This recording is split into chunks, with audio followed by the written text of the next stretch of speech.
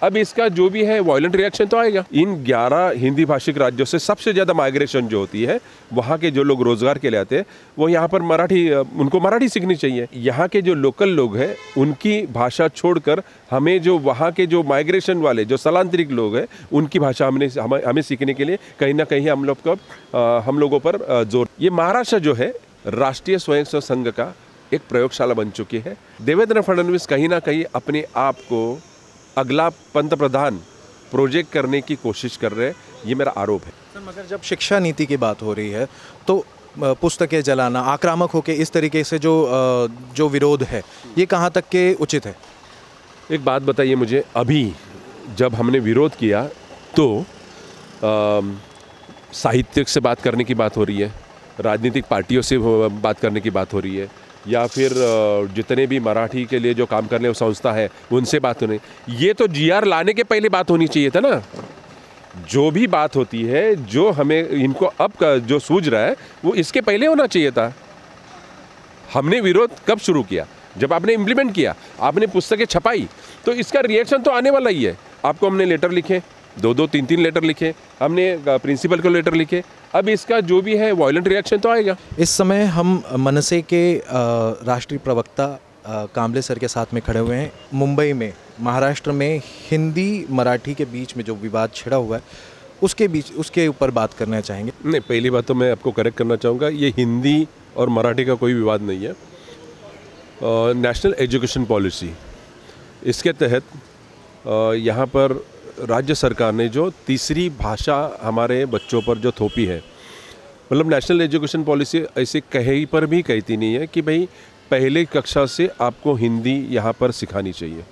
तो पहली बात तो मैं ये करेक्ट करना चाहूँगा कि देवेंद्र फडणवीस ने कहीं ना कहीं ये झूठ बोलकर, झूठ है, सरासर झूठ है कि नेशनल एजुकेशन पॉलिसी कहीं पर भी कहती नहीं कि आपको पहली कक्षा से बच्चों को हिंदी पढ़ानी चाहिए। देखिए कैसे है कि हमारी पहली जो लैंग्वेज है, पहली भाषा जो है वो मराठी है, दूसरी भाषा हो गई अंग्रेज़ी, और तीसरी भाषा कोई प्रावधान नहीं है।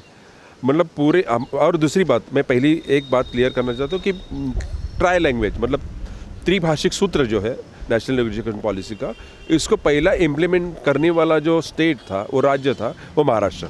हमारे यहाँ पर पहले जो 5वीं कक्षा से हमें जो हिंदी पढ़ाई जाती है, देखिए मैं मराठी माध्यम से पढ़ा हूँ, तो मुझे मराठी, हिंदी और इंग्लिश, तो पहली से 5वीं तक हमने मराठी पढ़ी, 5वीं कक्षा से हमने अंग्रेज़ी और हिंदी।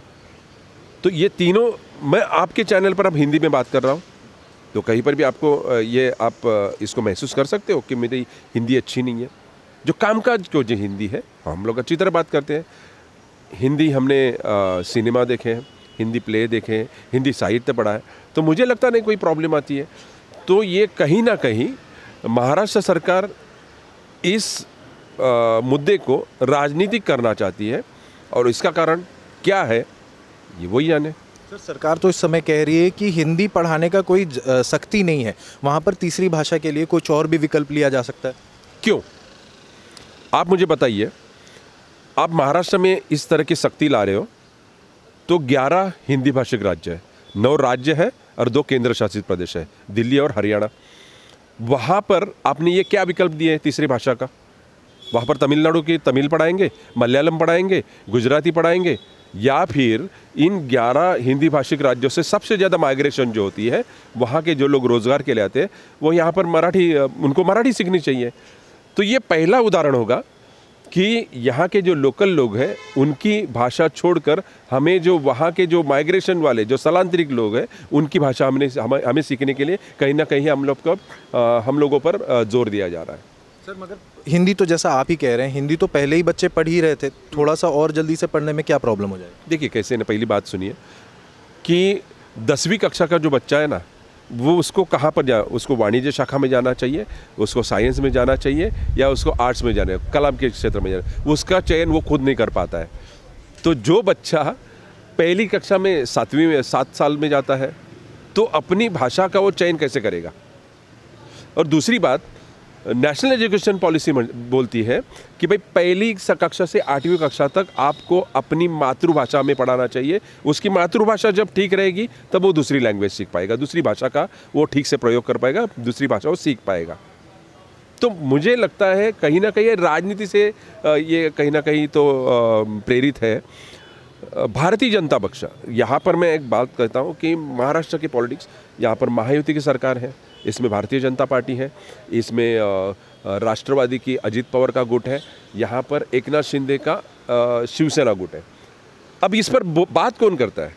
सिर्फ भारतीय जनता पार्टी। एकनाथ शिंदे जो कहते हैं कि बाळासाहेबांच्या विचारांचा पक्ष, ये तो कहीं पर अब तक उन्होंने मुंह नहीं खोला है। उनके पार्टी का वर्धापन दिन हुआ, एक बात भी उन्होंने इसके खिलाफ नहीं कही। अजित पवार गुट वो चुप बैठे। तो कहीं ना कहीं भारतीय जनता पार्टी इसको राजनीतिक मुद्दा बना रही है, और इसका कारण ये है कि ये महाराष्ट्र जो है कहीं ना कहीं राष्ट्रीय स्वयंसेवक संघ का एक प्रयोगशाला बन चुकी है। और दूसरी बात, ये बात शायद कुछ लोगों को हजम नहीं होगी, लेकिन मैं समझता हूँ देवेंद्र फडणवीस कहीं ना कहीं अपने आप को अगला पंतप्रधान प्रोजेक्ट करने की कोशिश कर रहे हैं। ये मेरा आरोप है, ये मेरा आरोप है। राजनीति करने का तो आरोप मनसे के ऊपर भी लग रहा है कि अब जब मनपा के बीएमसी के चुनाव आने जा रहे हैं तब मराठी का मुद्दा उठ रहा है इस तरीके से। मेरी बात सुनिए, ये जो नेशनल एजुकेशन पॉलिसी जो इम्प्लीमेंट कर रही है वो राज्य सरकार कर रही है, ना कि मनसे कर रही है। और जहाँ पर जो भारतीय जनता पार्टी मराठी को अभिजात भाषा देने का अगर क्रेडिट लेती है और उसी समय वो हिंदी को पहली कक्षा से अगर इम्प्लीमेंट करते, तो कहीं ना कहीं वो मराठी के गला दबा रही है। तो राजनीति कौन कर रहा है? हम कर रहे हैं। हम तो यहाँ पर पहले से बात कर रहे हैं, मराठी की बात कर रहे हैं, मराठी भाषा की बात करें, मराठी मानुस की बात करें, मराठी अस्मिता की बात करें, मराठी महाराष्ट्र के इतिहास की बात करें, महाराष्ट्र के भूगोल की बात कर रहे हैं। तो हमारा दायरा हम लोग फिक्स कर दिया कि महाराष्ट्र जो है वो हमारा राजनीति का क्षेत्र है। तो इसके यहाँ पर जो भी होगा वो महाराष्ट्र के लिए होगा, मराठी मानुस के लिए होगा, मराठी भाषा के लिए होगा, मराठी अस्मिता के लिए होगा। तो राजनीति का हमारा कहाँ सवाल उठता है? और कॉरपोरेशन के इलेक्शन, ये तो देखिए कैसे एमएमआर रीजन में जो है मुंबई, थाना, पालघर या जो भी एमएमआर रीजन में 2-2.5 करोड़ की जो पॉपुलेशन है उसमें जो है, तो उसके लिए मुझे नहीं लगता ये जो ज़रूरत है ये भारतीय जनता पार्टी की ज़रूरत है या बाकी उनके साथी उनकी ज़रूरत है, हमारी ज़रूरत नहीं है। हमारे लिए ये 12 करोड़ की जो आबादी है वो हमारी है।